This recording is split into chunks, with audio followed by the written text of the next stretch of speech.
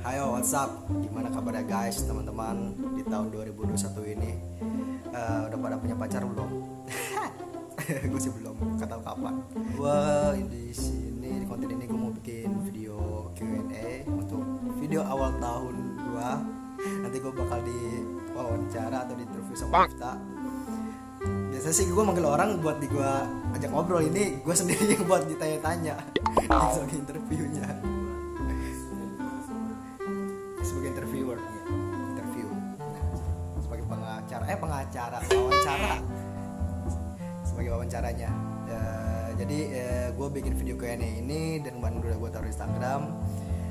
Sebenarnya cuma buat idealis gue aja sih, supaya kedepannya itu kalian lebih mengenal diri gue kayak gimana. Terus juga sebelum gue fokus ke konten-konten lainnya, kenapa gue buat kayak gini ya, sebenarnya buat idealis gue aja, biar lu pada tahu gue tuh orang kayak gimana. Sebelum 1000 subscriber 1000 doang. Kalau cuma 200 lagi loh, dikit lagi padahal.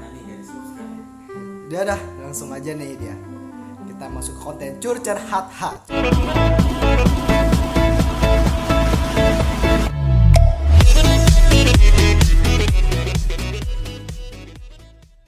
Ya, assalamualaikum warahmatullahi wabarakatuh teman-teman. Gua udah sama Miftah, dia sebagai interviewernya. Jadi kita membuat konten awal tahun ini Q&A. Nah, di sini nama lu siapa? Miftah. Nah, taruh Instagram di sini nih di bawah. Iya, sama channel.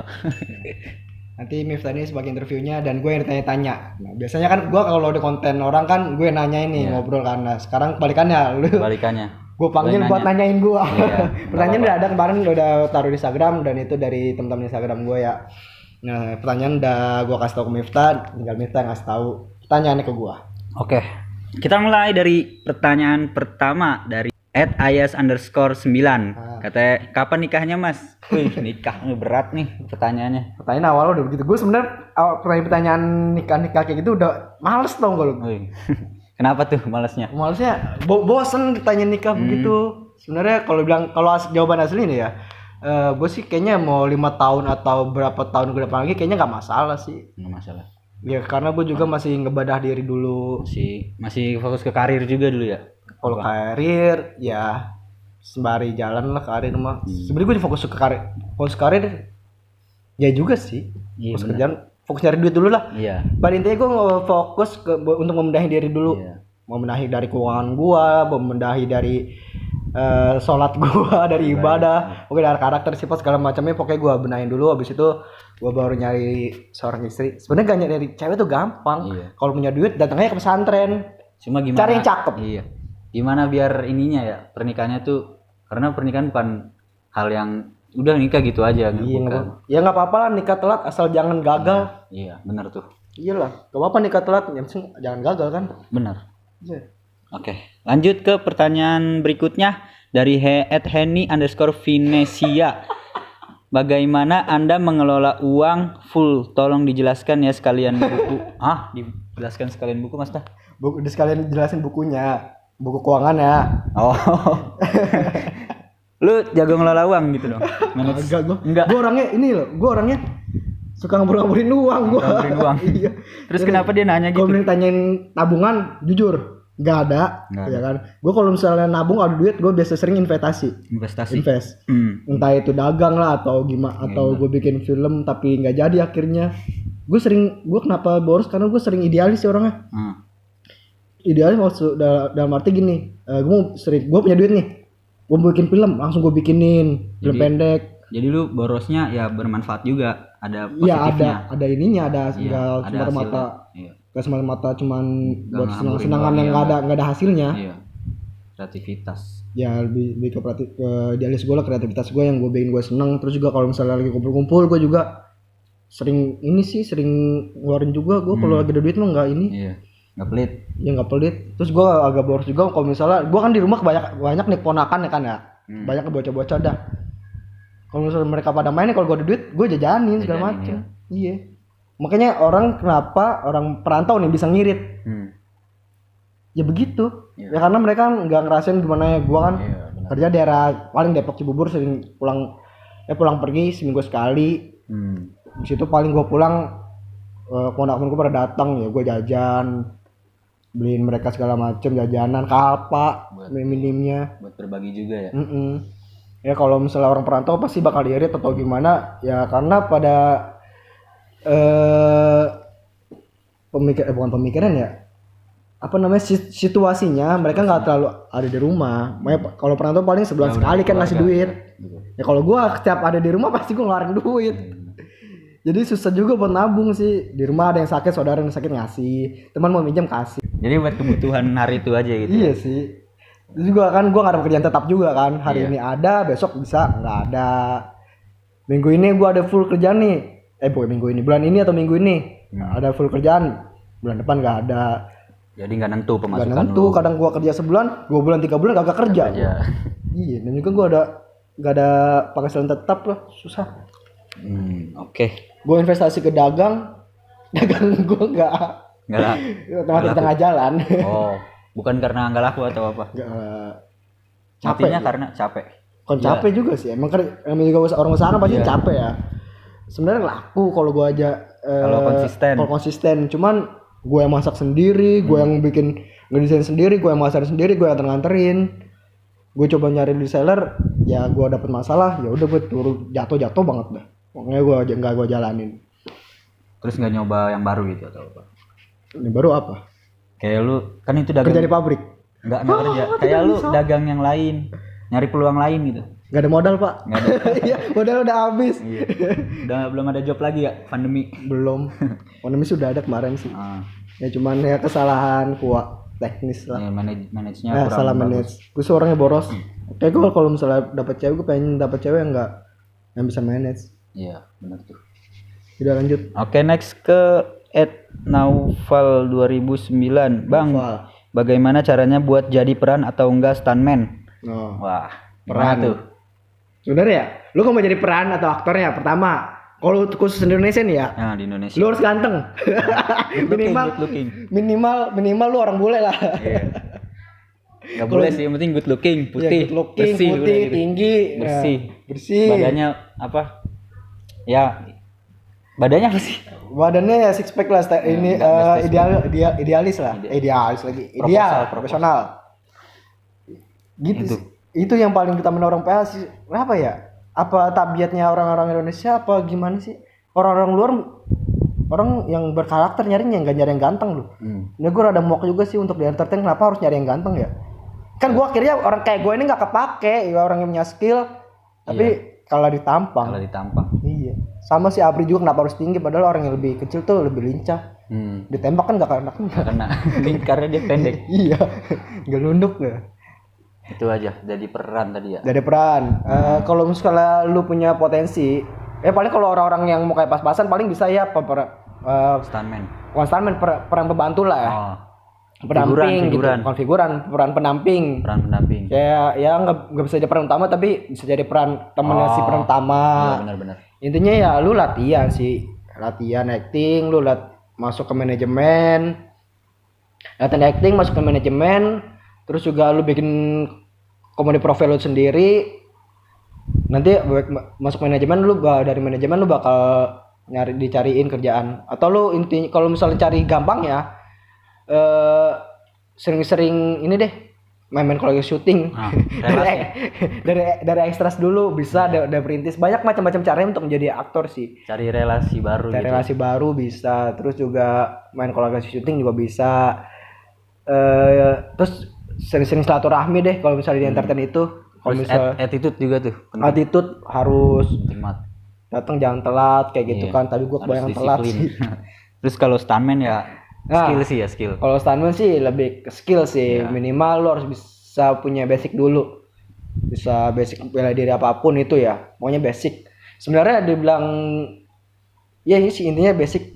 Kalau gue ngajarin orang stuntman tuh gue lebih gampang ngajarin orang dancer daripada anak bela diri. Kenapa tuh? Nah kalau dancer itu sebenarnya kalau stuntman itu kan berantemnya kan koreo ya. Nah sebenarnya koreo itu hampir sama kayak dance. Makanya jadi kalau orang dance lebih paham koreo. Nah, lebih paham koreo. Dia terbiasa main koreo. Iya, lebih terbiasa main koreo daripada orang yang ngasih bela diri nih. Kalau orang bela diri tuh, tahu sendiri, mukulnya kaku banget. Iya benar. Udah power banget, cetu kan. Pernah gue sering sih ketemu sama orang yang asli bela diri gitu ya, yang belajar bela diri gitu. Pas ke koreo mentah, susah banget buat di aturnya. Kalau ketemu dancer kayak misalnya gue pernah ngelatih Haruka tuh ya, JKT48, itu gampang banget. Pokoknya semua gue pernah garap bikin video klip JKT48, judulnya apa ya? Pokoknya pernah lah. Itu mereka gampang-gampang buat bikin choreo acting. Karena mereka dengan jago dancer semua kan. Karena di dancer intinya tuh koreo. Koreo bukannya acting beneran. Oke, next. Oke, next dari Ismi.Fani. 5 atau 10 tahun ke depan mau jadi apa? Nah, ini menarik cita-cita nih. Bukan cita lagi sih. Ini mah planning. Kalau tujuan gue sih depannya mudah-mudahan aja gue 5 tahun ke depan gue udah jadi ini ya, sutradara. Oh itu apa plan terbesar lo itu? Plan terbesar sutradara. Gue pengen jadi penulis juga sih. Penulis. Jurnalis bukan. Jurnalis juga, penulis buku novel. Iya gitu. Terus juga pokoknya planning gue tuh ke depannya sutradara aja kalau untuk di karir. Kalau secara umum kan pengen jadi orang sukses. Suksesnya apa tuh kan? Iya, bingung. Ikutin alurnya aja gitu. Alurnya aja gak bisa gitu, Bro. Lu harus ada tujuannya lagi. Lu dari sekarang udah harus persiapkan. Harus persiapan lu ke depan kayak gimana. Kalau gue sih lebih ke sutradara sih, pengen gue. Sutradara. Pengen jadi gue tuh pengen jadi sutradara termuda. Sutradara film termuda gitu. Jangan sinetron lah, sampah. Dapat nominasi ya. Tapi sutradara, lu udah pernah sutradarain belum? Sutradara paling film pendek. Oh, jadi kayak keinginan besar lu sutradara yang film-film besar gitu, layar lebar kayak gitu. Sebenarnya kalau dibilang garap sinetron, gue udah pernah garap sinetron, cuman bagian actionnya doang. Kalau bagian kan gue kan untuk khusus dia action, kalau drama kan beda lagi orang. Jadi lu mau lingkup ke seluruh filmnya itu. Iya, itu kan sinetron, gue sih pengennya di film. Kalau sinetron, aduh, gimana ya, ngerusak karya sih. Emang sih kalau sinetron itu duitnya emang oke, cuman karyanya kurang, bukan nggak bagus ya, cuman kurang karena lebih banyak dia jadwal sih. Karena ini kan running kan, tiap hari tayang, makanya karyanya kurang bagus. Terus marketingnya juga buat ngejar rating doang biasanya. Iya, mau ngejar rating. Pokoknya penonton banyak nih. Nggak mikirin karya, yang penting penonton banyak. Pemainnya juga harus ganteng-ganteng, cakep-cakep. Iya, biar penontonnya nggak bosen. Iya. Pokoknya followersnya banyak gitu. Jadi pemain tuh. Sekarang tuh. Kalau dulu mana ada followers kayak gitu. Kalau dulu gimana tuh? Kalo ya dulu yang ada aja casting, gitu. Full casting. Iya, full casting udah full karakter yang dipakai. Enggak, orang dulu mana ada yang ganteng sih. Ini semenjak masuknya orang-orang bule-bule aja nih awal-awal nih. Blasteran gitu. Iya, orang blasteran dari mana ya? Awal film yang ada orang-orang putih harus kayak gitu ya. Dulu Rhoma Irama emang enggak ini putih bersih, enggak, good looking, enggak kan? Cuman dia berkarakter kan. Iya, kayak Tukul ya kan. Ini berkarakter. Film zaman dulu yang Susana. Orangnya butek semua, tapi ada sih cakep kayak Barry Prima. Tuh Barry Prima kan pernah main sama Susana. Emang sih ini sih harus berkarakter kalau zaman dulu, nggak harus ganteng. Kalau sekarang kebalikannya. Ganteng karakter belakangan. Iya, yang penting ganteng dulu. Biar ganteng sama full followers. Buat branding juga. Oke, itu next. Udah belum? Yang mana? Ini. Udah ya? Tinggal jadi 10 tahun ke depan ya gue sih targetnya gue menjadi sutradara film sih. Sutradara film, oke. Semoga tercapai. Kalau nikah ya ikutin alurnya aja dah. Kalau misalnya ada yang mau syukur dengan kondisi gue kayak sekarang kayak gini ya, gak nunggu gue sukses dulu. Gue kalau udah sukses karakternya bukan lu mungkin. Bukan kalian nonton video ini. Makanya udah beda lagi. Kelas gue udah naik mungkin kalau udah sukses. Selera. Makanya kalau misalnya terima gue apa kayak gini ya alhamdulillah, siapa tahu aja ada kan yang bisa nonton ini pengen pacaran sama gue, silakan DM duluan apa gak harus cowok duluan kan yang mulai. Iya, ya udahlah. Next, ini masih di Ismi Fani. Nah ya udah boleh tuh. Apa perbedaan hidup yang udah terjadi dari 10 tahun yang lalu? Perbedaan hidup dari 10 tahun yang lalu apa tuh? 10 tahun lalu, sekarang 2021. Anggaplah ya 2011 ya. Iya. Gue masih sekolah lalu. Masih sekolah. Iya. Masih senang-senang lah. Itu schedule gue tuh pokoknya latihan. Kalau sekarang nyari duit.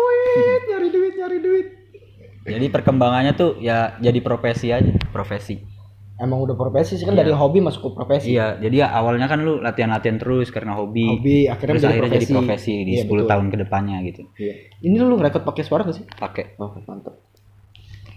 Oke, lanjut dari @atofan_90. Perguruan silat yang pertama kali diikutin apa tuh, Bang? Nah, gue tuh ikut latihan silat tuh awal dari SMP. Dari SMP. Sekitar tahun berapa itu? SMP tahun berapa ya? Gue lulus SD 2006 2007 berarti. 2007-an. 2007-an. Itu nama perguruannya Satria Kelana. Satria Kelana. Iya. SMP kelas 1 usia berapa sih gue? Apa sih? 10-an ya? SMP. 8 kali. SMP Iya 8 tahun. 11 ya. 11. Ya kan pokoknya gitu lah, pokoknya SMP kelas 1. Iya.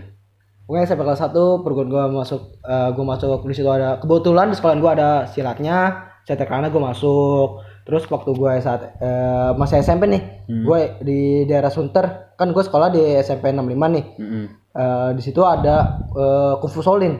Kungfu. Iya Kungfu Shaolin. Gue masuk Kungfu Shaolin cuma sebulan doang. Setelah lu ikut silat. Masih ikut silat, gue jadi ikutnya terus 2. Ikut kungfu juga, Kungfu penasaran. juga, Kungfu Shaolin penasaran kan. Ya udah gue ikut deh. Itu bayar mahal banget. Mahal banget. 300 per bulan. Buset, zaman gue SMP dari mana? Udah akhirnya gue ngumpulin, gue ikut deh karena pengen ikut kan. Karena pokoknya gue lebih suka, gue tuh waktu zaman SMP tuh suka yang namanya ke Chinese-Chinesean itu gue suka lah. Gue juga. Kayak kungfu gitu gue dulu sebenarnya pengen ikut. Cuma nggak ada infonya gitu, gue pengen ikut di mana gitu. Ya sama gue juga gitu, gara-gara nonton Jackie Chan, gara-gara Iya, itu Jackie Chan, Jet Li. Bruce Lee itu, aduh. Bruce Lee. Seru banget. Nah akhirnya gue tuh ikut Kungfu Shaolin, gue cuma sebulan doang. Sebulan. Udah Iya. setelah itu enggak. Maksudnya enggak, gue nggak ada duit. Lu dapat lagi. apa dari situ? Dari kungfu itu? Gue Teknik dasar mungkin. teknik dasar aja sih, hampir sama kayak silat, gak beda jauh Hampir sama. sih. Cuman bedanya kalau silat gerakan rapat, kalau wusu lebar. Kalau di film-film kan, wih keren banget tuh. Sampai terbang-terbang, jalan di atas Film air. pak, di film. Enggak, kalau kungfu gitu, keren. Oke. Oke lanjut. Lanjut dari ini liburan kak. Enggak itu apa sih Cindy, liburan kak? Apaan gak jelas Cindy nih. Oke, dari Irfan Gilang Rom bla bla bla bla bla. Kavian sejak kapan belajar tricking dan bikin apa nih? Bikin choreo fighting. Bikin choreo fighting. Sejak kapan belajar tricking dan bikin choreo fighting? Tricking gue SMP juga sih. SMP. SMP kelas 2. Masih silat itu ya? Dulu belum ada tricking. Dulu. Silat waktu SMP gue tuh cuma latihan salto doang. Pertama tuh temen gue yang Arial, gue Arial ikutan. Jadi stadion Roro Badak tuh. Jadi tricking baru gitu. Tricking gue pas SMA aja, SMA kelas 2 baru tahu tuh ada Oh, tricking. baru tahu. Pas zaman udah ada internet, udah kesini nih, oh ada tricking. Jadi waktu flip latihan salto gitu kan. Itu apa itu? Yang kalau waktu zaman paru-paru pakuran nih kan, awal taunya paru pakuran nih. SMP ya udah. Pokoknya bilangnya parkur lah, pokoknya salto gitu parkur. Jadi dari dulu dong. Dari dulu. Gua sekarang bilang, wih anak parkur sekarang salto-saltoan semua gitu. Nah, Namun dari bedanya sama dulu. dulu. Dari dulu emang image-nya tuh parkur ya salto sih. Kan karena gua nggak tahu kan, orang awam kan, gua ngeliatnya kayak gitu, oh parkur nih gitu. Oh, gua juga awal gitu sih. Awalnya gitu. Iyalah kan Belajar karena salto. Rajin parkur ya salto. Padahal kan yang diliatin pertama tuh Yamakasi, gue nontonnya. Soalnya tuh kan Yamakasi ada saltonya juga walaupun pure parkur. Akhirnya dari video dari kaset Yamakasi, ya udah gue latihan dari situ nguliknya. Tapi dulu susah ya. Nah pas udah susah apanya? Maksudnya belajarnya kayak cuma dari film, nggak ada yang Udah dari nggak ada kaset, guide, nggak ada kaset Tonija atau Nyunggong. nggak ada murni ini caranya nih, tekniknya Nggak ada. belum ada. Ya, Nggak segampang sekarang. Iya kalau sekarang udah media lu cari gampang. tutorial backflip juga udah berderet. Gue nonton, gue koleksi pokoknya nyempuk. Kalau video-video yang ada kaset-kaset yang ada salto-saltonya atau wusunya gue simpenin dah. Adapun bukunya gitu, buku taijutsu, buku silat, buku wusu gue simpen, gue pelajarin. Ya kadang di buku wusu atau buku buku silat tuh kan ada gerak-gerakan jurusnya tuh, gambar-gambar. Gue sering latihan dulu malam-malam kalau nggak bisa tidur. Berarti belajar tricking tuh sejak SMP kelas 2. SMP kelas 2. Enggak, kalau pure tricking nih ya, SMA kelas 2. Kelas 2. Iya. Berarti setelah belajar salto nemu tricking gitu, nemu Iya. anak tricking. Gue juga SMA juga udah tuh udah masih ikut latihan silat juga. Silatnya cuma beda perguruan. Berarti lu lebih ke bela diri apa aja lu coba gitu. Iya, apa aja sih. Kalau misalnya dibilang yang gua pernah gue pelajarin nih ya. Gue SMP silat, terus campur kungfu kan, kungfu Shaolin itu. Terus juga sambil dicampur parkuran. Parkuran belum parkur beneran.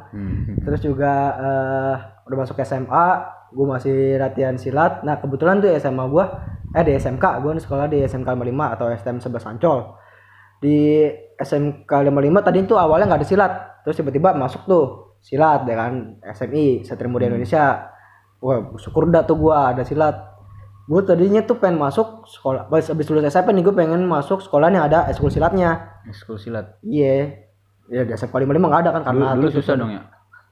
Sekarang kan ada. Sekarang kan hampir semua sekolah udah ada ekskul silatnya. Karena idealis orang tua gua kan pengen nih masuknya ada ekskul silatnya.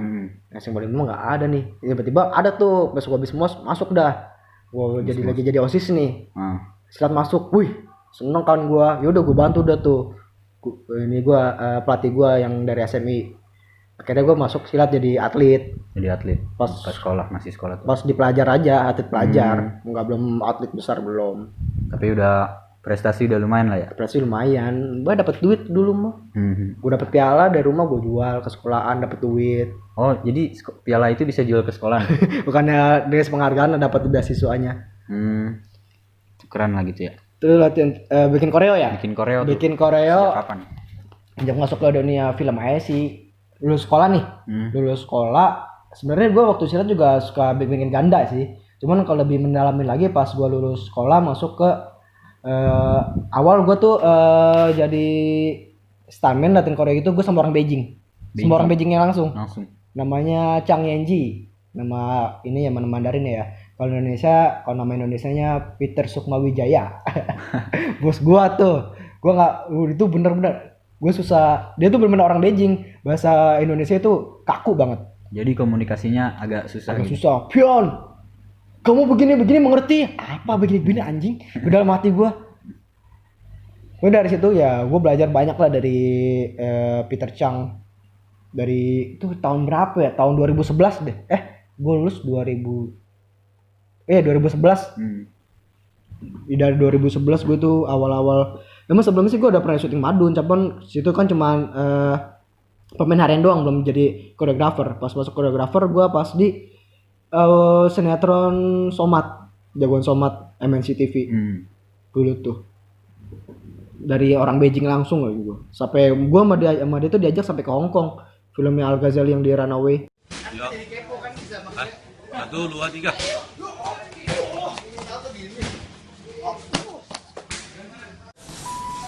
And action. Balik gimana apa?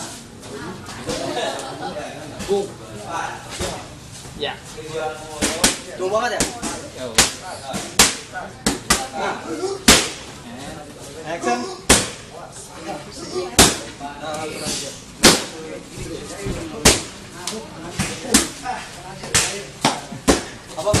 Apa gua ketemu sama orang Beijingnya langsung sharing ilmu, ternyata masih jagoan gua.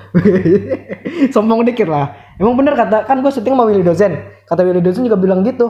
Masih jagoan Vivian daripada orang Beijingnya. Gitu. Sumpah demi Allah nih mah ya kata dia langsung, kata Bang Willy Dozennya. Halo Bang Willy. Halo Leo. Jadi dia ngebawa lu ke entertainment apa gimana tuh? Yang pertama kali ngebawa gue entertain itu Chang Hendra. Jadi awal jadi koreo ini, koreo fighter. Koreo fighter itu dari Peter Chang, cuman yang ngebawa gue ke entertain Chang Hendra. Oh. Yan, misalnya nih, kita lagi latihan di Stadion Badak nih.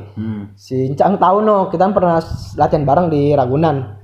Tahu nih di Priok ada komunitas yang bisa salto-saltoan. Kebetulan Madun butuh yang bisa salto-salto, ya udah kita di calling buat syuting Madun. Gua nggak di calling. Ya lu masih titik anjir.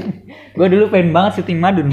Lu umur berapa waktu gua syuting Madun tuh? Masih SD gua. Masih SD. Sekitar 10 lebih lah. Baru 10 tahun tuh. Gua pengen banget. Tua banget gua ya. Tapi muka nggak tau beda sih. Iya. Berarti gue awet tua nih. Awet tuh. Kok awet Gak awet muda. Ya next, udah habis Udah apa? habis nih. Nah, Oke, gua tadi udah pertanyaan semua udah dijawab, jadi gua mau nanya, gua pribadi mau nanya ke Bang Fian tentang cuma ini sih pilihan aja sih. Kalau lu dikasih kesempatan buat jadi sutradara yang benar-benar sutradara di film-film layar lebar gitu, pilihan keduanya lu jadi aktor pemeran utama yang terkenal gitu. Lu lebih milih mana? ini kalau relationship ya, kalau asli nih ya, kalau jadi peran utama sih, Apa tuh? itu menurut gue sih gue bisa dua-duanya sih. Bisa. Bisa dua-duanya. Gue bisa dua-duanya. Soalnya kan saling bersinambungan. Kecuali lu ngasih pilihannya aktor action atau buruh pabrik gitu. Kan atau jadi pemegang perusahaan gitu kan. Perusahaan yang kelas gede gitu kan. Ya gue mending saudara yang udah gue pahamin lah. Sutradara. Ya iyalah. Kan itu misalnya ada 2 kesempatan ya kan. Dua kesempatannya. Iya, lu kesempatan pertama jadi sutradara, cuma lu nggak ada di dalam layar itu kan, tapi lu dikenal sebagai sutradaranya yang menggarap film itu. Sedangkan kesempatan keduanya lu bener-bener pure jadi pemeran utama dalam beberapa film, berbagai film, jadi lu jadi pemeran utama dan lu terkenal gitu. Kalau sutradara kan emang kurang dikenal kan, brandingnya maksudnya sama penonton tuh kayak oh ini sutradara, brandingnya juga kurang naik gitu kalau di sosial media. Oke. Berarti gua kalau kayak gitu gua pakai sistem marketing, gua jadi pemeran utama dulu. Pemeran utama. Pemeran utama udah naik, gua baru bikin film. Keren. Itu marketing gua tuh. Bener sih gitu. Iyalah. Itu apa ya? Sutradara dan pemain itu dua-duanya bisa. Bahkan banyak kan sekarang pemain artis utama nih udah bikin film. Contohnya dari B. Romeo, dia pemain jadi bikin film. Karena di dunia entertain itu ya Bersenambungan. harus bisa semua lingkupnya, Iya. harus bisa jadi apa aja gitu. Iya, seorang aktor juga harus tahu framing kayak gimana. Pas saat lu kayak gini full kamera segini, lu juga harus tahu cara acting lu gimana. Makanya orang suka ada aktor nanya, ini ngambil kamera gimana? Oh, ya udah berarti gua inframe dari sini terus demi gua kesini terus badan gua blocking harus kayak gini. Jadi Jangan belakang kamera, jangan overlap. udah saling kerjasama, udah saling ngerti gitu. Iya, harus satu frekuensi lah. Udah satu frekuensi itu sutradara sama pemain. Oke. Tuh, Udah. Itu. pertanyaan apa lagi ya? Nah, gini lah. Lu botak maknanya apa, Bang? Botakin. Ada Botak. makna tertentu atau gimana tuh? Ini serius nih ya. Gua kalau botak kayak gini, yang pertama rambut gua rontok, ya kan? Rontok. Kemarin tuh rontok parah. Makanya gua botakin. Kenapa rontok? Karena gua stres. Banyak. Oke, kalau gua stres banyak pikiran pasti gua botakin. Gitu. Iya. Itu dari dulu kayak gitu. Iya. Tapi mendingan sih, alhamdulillah. Katanya sih gue baca-baca ya, ternyata benar kalau kita botakin, kalau kita cukur rambut pendek itu bisa ngeluarin hormon apa yang buat bikin senang itu? Hormon apa sih? Ada gue buku hormon. Pokoknya buat nih kalau kita potong rambut itu bisa ngeluarin hormon kesenangan dalam diri. Jadi stresnya berkurang gitu. Stresnya berkurang agak. Ya mungkin angin lebih gampang masuk kali ya. Atau ilham gampang dimasuk atau gimana? Itu Gak ngerti tapi berguna loh. Coba ntar gue pelajarin itu teori apa. Itu secara psikolog atau secara kedokteran juga ada. Psikologi sama kedokteran itu ada. Pokoknya Anda yang sedang stres, tidak punya uang, botakan kepala Anda. Ini gue baru mikir loh. Gue mau botak dah, lagi stres. Ya lu mah gara-gara cewek. Enggak anjir. Enggak pernah stres karena cewek. Tapi bener ini sih ya karena rambut rontok sama stres aja sih. Makanya gue botakin. Kirain lu mau ikut ini lagi, kungfu Shaolin lagi. Anjay. Makanya botak. Gue tiap tahun pernah kan, gue setiap tahun pasti ada aja botak. Gue tiap tahun sebut stres mulu berarti gue. Kurus banget sih anjing gue. Tahun 2001 gue kurus. Sekarang kurus juga. Dulu gue tahun kemarin gue masih gemuk lah. Berat gue sempet 58. 58. Sekarang 51. Semuanya turun ya, berat badan, rambut.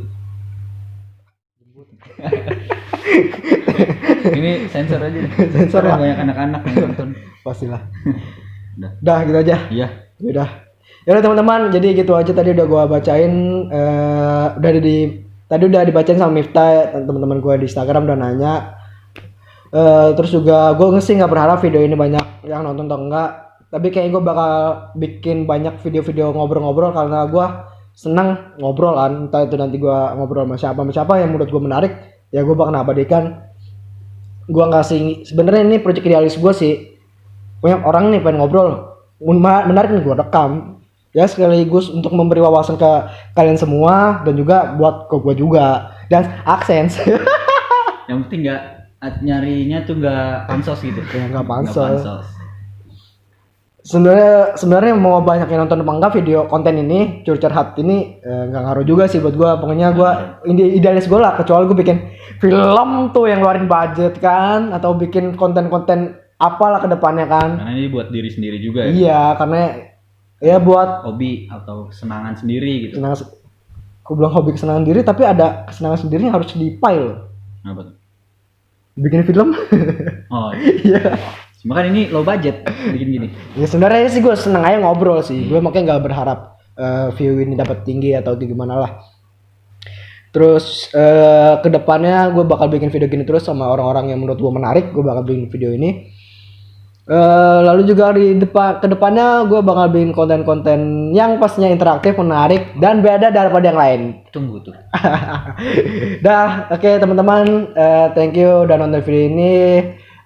Dukung like, comment, dan subscribe, dan bagikan kalau misalnya video ini. Share. Kalau video ini bermanfaat buat kalian, kalau enggak juga nggak apa-apa, sekarang mulai ya kan. Nonton Ya. aja. Kecuali nanti konten yang ada keluarin duitnya, kalian harus Di-share. Ya teman-teman, saya Fianfu, Saya Miftah Salah. saya mengakhir mundur diri. Wassalamualaikum warahmatullahi wabarakatuh. Bye.